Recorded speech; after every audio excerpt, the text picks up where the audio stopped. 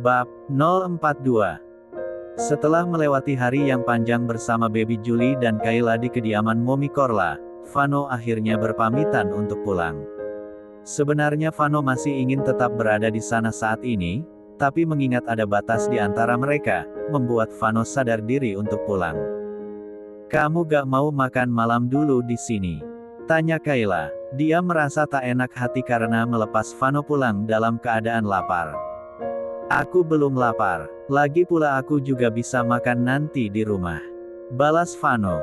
Kayla akhirnya mengangguk saja. Tidak ingin banyak berbicara karena takut membuat Vano berpikir jika ia perhatian pada pria itu. "Oh ya, jangan lupa sampaikan salamku pada Julie saat dia bangun nanti. Katakan kepadanya kalau aku sangat menyayanginya dan ibunya." Kayla terdiam. Perkataan terakhir Vano kembali membuat jantungnya berdetak tak karuan. Melihat diamnya Kayla, membuat Vano tersenyum.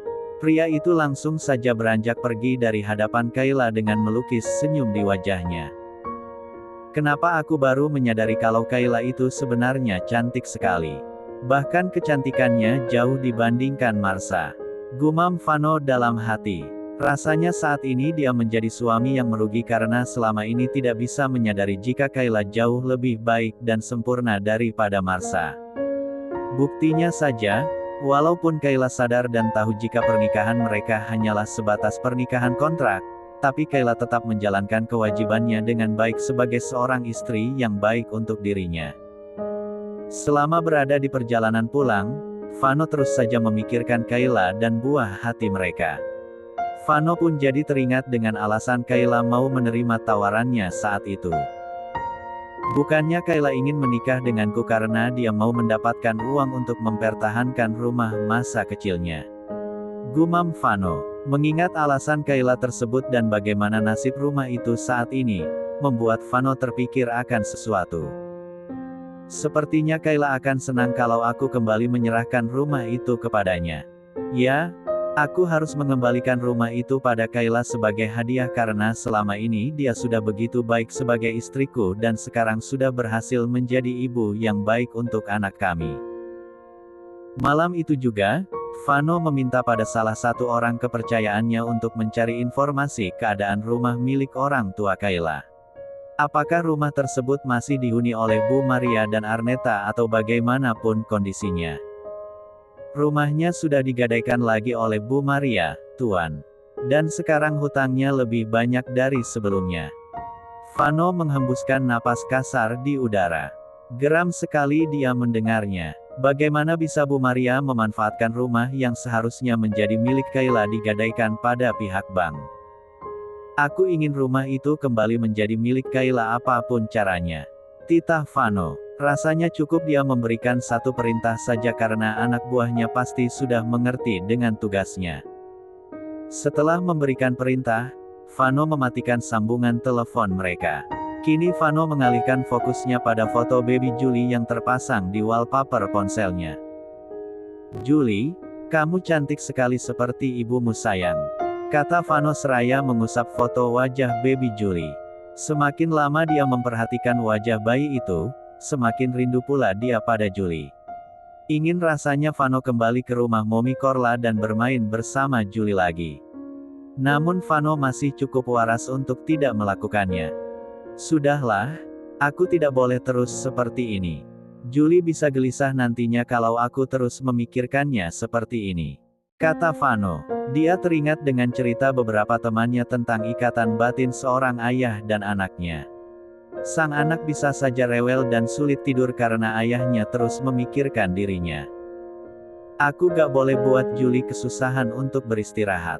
Kasihan juga Kayla kalau harus begadang karena menemani Julie," kata Vano. Agar dia tak lagi memikirkan Baby Julie, Vano pun memutuskan untuk segera memejamkan kedua kelopak matanya. Semoga saja dengan dirinya tertidur nantinya bisa membuatnya tak lagi teringat dengan Baby Julie. Beberapa hari berlalu, Vano masih saja mendatangi Kayla dan Baby Julie ke rumah Mommy Korla. Dia bahkan menyisihkan banyak waktu bekerjanya hanya untuk bersama dengan Baby Julie. Melihat itu, membuat Kayla merasa tidak enak hati karena pekerjaan Vano pasti akan terbengkalai jika pria itu terlalu sibuk bersama Julie. Vano, aku dan Julie masih cukup lama di sini. Jadi kamu masih memiliki waktu untuk bermain dengan Julie. Kata Kayla bermaksud mengingatkan Vano agar tidak terlalu cemas dan fokus pada pekerjaannya saja. Vano menghela napas dalam. Maaf kalau keberadaanku di sini membuat kamu tidak nyaman. Aku melakukan ini karena aku sangat takut kehilangan kalian. Kayla jadi tak enak hati karena Vano jadi salah paham dengan maksud perkataannya. Bukannya seperti itu. Aku gak merasa terganggu sama sekali dengan keberadaan kamu di sini. Hanya saja, aku takut pekerjaan kamu terbengkalai nantinya. Kata Kayla mengungkapkan maksud hatinya. Vano melukis senyum di wajah tampannya. Rasa tak enak di hatinya pun lenyap berganti dengan rasa bahagia. Apa sekarang kamu mulai perhatian lagi denganku, Kayla? Tanya Vano. Walau Kayla belum menjawab pertanyaannya, tapi sudah membuat Vano bahagia karena sikap Kayla baru saja seperti orang yang sangat peduli dengan dirinya. Tidak, aku hanya. Kayla jadi bingung harus menjawab apa. Karena pada kenyataannya saat ini dia memang perhatian pada Vano walau tidak terlihat secara langsung. Apapun alasannya, tapi terima kasih karena sudah membuat aku bahagia karena aku berpikir kalau sikap kamu seperti ini karena kamu peduli sama aku. Tutur Vano lembut sambil terus memperlihatkan senyuman manis di wajah tampannya. Albert tertegun. Tidak menyangka jika Kanya akan menerima permintaannya semudah itu. Albert pikir Kanya akan meminta waktu untuk menjawab seperti saat Lala meminta hal tersebut pada Kanya. Kenyataannya, sebelum Albert meminta hal tersebut kepada Kanya, Kanya sudah lebih dulu memikirkan untuk menerima permintaan Lala. Dan saat Albert meminta langsung kepada dirinya, Kanya tidak butuh waktu untuk berpikir kembali. Baiklah, karena kamu sudah menerima permintaan saya, secepatnya saya akan datang ke rumah kamu untuk melamar. Kanya mengangguk pelan. Dia meyakinkan diri jika keputusannya saat ini adalah hal yang tepat. Kanya tidak ingin meragu hingga akhirnya memutuskan untuk mundur.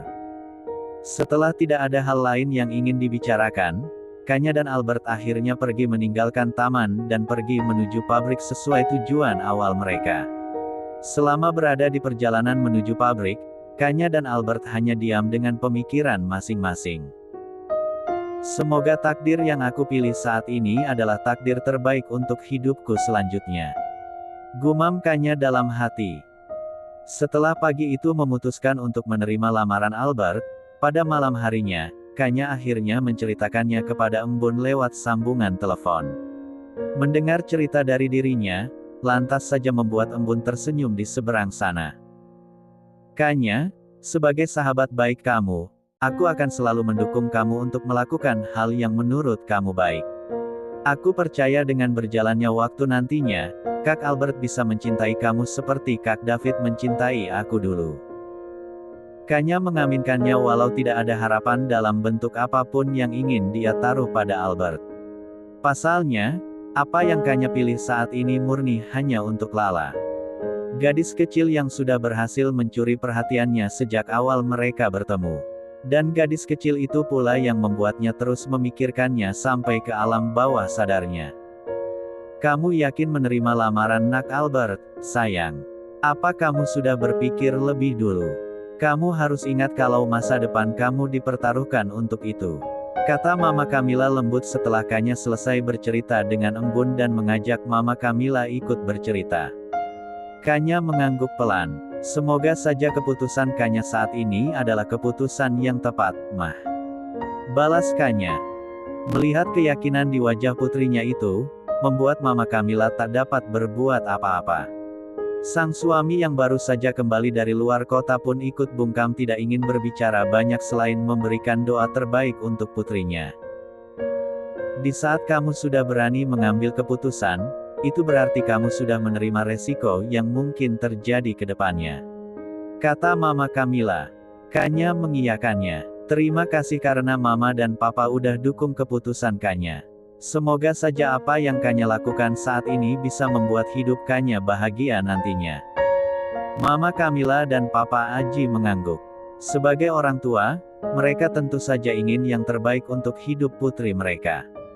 Jika keputusan Kanya saat ini adalah yang terbaik untuk Kanya, maka mereka akan mendukungnya. Berbeda dengan Mama Camilla dan Papa Aji yang bisa berlapang dada memberi restu pada Kanya untuk menikah dengan Albert, pria duda yang tidak bisa berjanji memberikan cinta untuk anak mereka, Mama Liani justru sebaliknya. Wanita itu terlihat marah besar saat Albert datang ke kediamannya dan menyampaikan niat baiknya untuk menikah dengan Kanya. Apa-apaan kamu ini, Al? Kamu tahu kalau Mama udah jodohin kamu dengan Salsa. Tapi kenapa kamu ambil jalur sendiri dengan berniat menikahi Kanya? Cetus Mama Liani. Albert menatap intens wajah wanita yang sudah melahirkannya itu. Memangnya kenapa kalau aku memutuskan untuk menikah dengan Kanya, Ma? Apanya yang salah? Kanya adalah wanita yang baik dan bisa menyayangi Lala dengan tulus. Dia juga bisa menerima aku apa adanya. Balas Albert. Wajah Mama Liani nampak pias. Rasa kesalnya saat ini masih tertahan karena mendengar setiap kata yang keluar dari mulut putranya. Kanya itu masih muda, Al. Dia pantasnya itu menikah dengan pria yang seumuran dengan dia. Bukan pria dewasa yang sudah memiliki anak seperti kamu. Apa Mama gak bisa berkaca dari David, Mah? David dan Embun juga usianya terpaut jauh. Tapi hubungan rumah tangga mereka baik-baik aja sampai saat ini. Balas Albert. Kondisi mereka dan kamu berbeda, Al.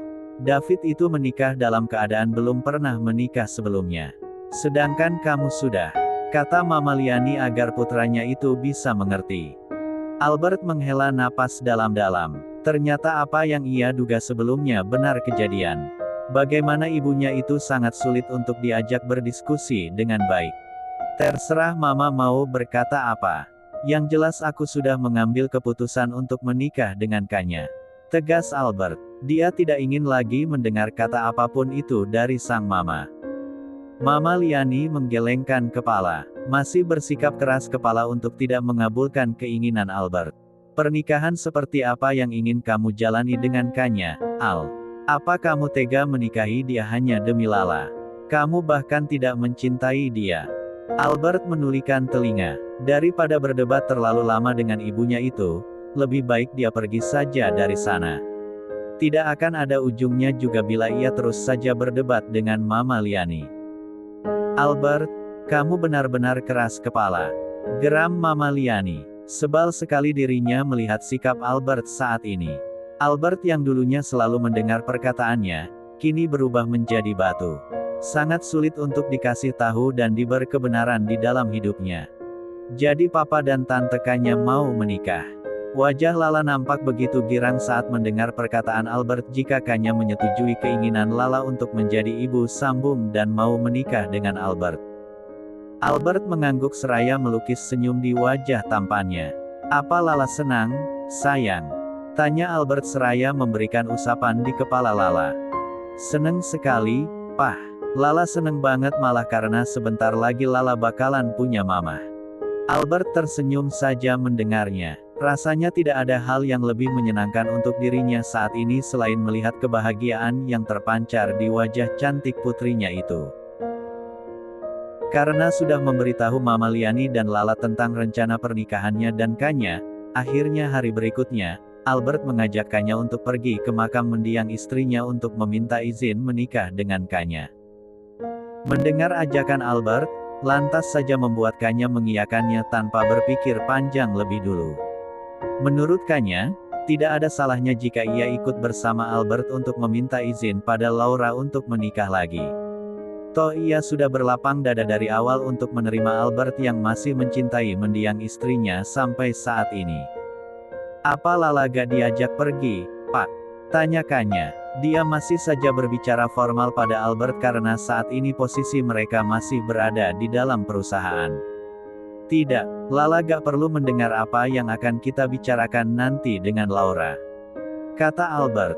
Kanya tak lagi memberikan jawaban. Dia hanya mengangguk mengiyakan perkataan Albert. Sikap Vano yang sangat manis dan perhatian akhir-akhir ini berhasil membuat Kayla jadi kepikiran dengan pria itu. Kayla berpikir bagaimana bisa sikap Vano berubah 180 derajat kepada dirinya dibandingkan dengan beberapa tahun yang lalu. Apa mungkin karena kehadiran Julie? Gumam Kayla. Enggak, itu karena dia cinta kepada dirimu, Kayla. Sahut Adelio yang tiba-tiba saja sudah berdiri di belakang tubuhnya. Kayla terkesiap. Dia membalikkan tubuh hingga akhirnya bisa menatap wajah Adelio. Kak Leo, sejak kapan kakak ada di sini? Sejak kamu termenung sendiri di sini. Balas Adelio tersenyum. Kemudian pria itu melangkah hingga akhirnya berdiri di samping Kayla. Apa kakak mendengar perkataan aku dari tadi? Tanya Kayla pelan. Malu sekali dirinya jika Adelio mendengarkannya. Adelio mengangguk. Selain suka melamun, ternyata kamu juga suka bicara sendiri. Balas Adelio. Kayla jadi malu mendengarnya. Kepalanya pun lantas tertunduk akibat rasa malu yang dirasakannya. Kayla, aku pikir udah saatnya kamu dan Vano berbicara dari hati ke hati. Menurutku hubungan pernikahan tidak akan baik jika terus digantung seperti ini. Kayla menghela napas dalam. Sebenarnya dia juga tidak ingin menggantung hubungan pernikahannya seperti saat ini. Namun Kayla bingung harus bersikap seperti apa mengingat dia belum bisa memilih akan memperbaiki hubungannya dengan Vano, atau mengakhirinya. Kalau kamu masih saja bingung, cobalah ajak Vano berbicara seperti yang aku sarankan tadi. Kalian cuma butuh waktu untuk berbicara agar bisa memahami perasaan satu sama lain. Kayla mengangguk mengiyakan perkataan Adelio. Aku harap kamu gak akan tergesa-gesa dalam mengambil keputusan.